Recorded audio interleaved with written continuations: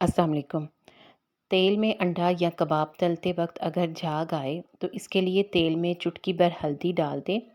सरसों के तेल की कड़वाहट होती है, इस कड़वाहट को दूर करने के लिए इसमें रोटी का एक टुकड़ा या फिर एक प्याज का टुकड़ा पहले फ्राई कर लें।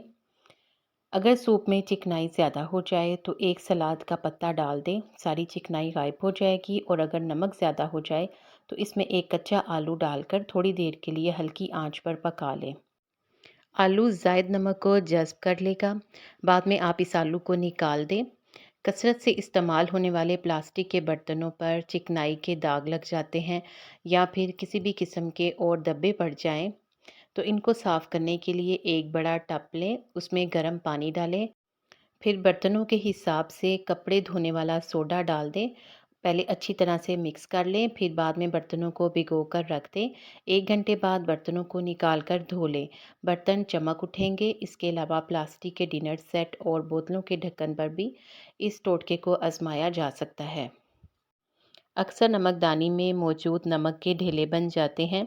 इससे बचने के लिए नमकदानी में चावल के 4-5 दाने रखने से नमक जमेगा नहीं। प्याज को फ्राई करने से पहले अगर इसे दूध में डबो लिया जाए तो प्याज खस्ता फ्राई होते हैं। बिरयानी वगैरह के लिए प्याज फ्राई करना हो तो आप इस टोटके को आजमा सकते हैं। केक में अंडों की बू को दूर करने के लिए केक के आमेज़े में एक बड़ा चम्मच शहद का मिला दें, तो केक में से अंडों की बू नहीं आती।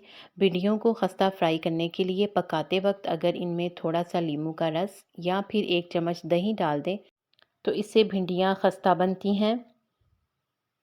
नज़ला ज़ुकाम दूर करने के लिए थोड़े से काले चने बनवाकर सूंघें या फिर इनकी पोटली बनाकर पेशानी को सेंकें। भुने हुए चने खाएं, इससे नज़ला ज़ुकाम की शिद्दत कम हो जाती है।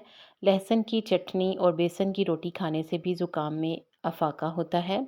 मज़ीद अच्छी टिप्स के लिए वीडियो को लाइक और चैनल को सब्सक्राइब कर दें। वीडियो को देखने का शुक्रिया। जज़ाकल्लाह।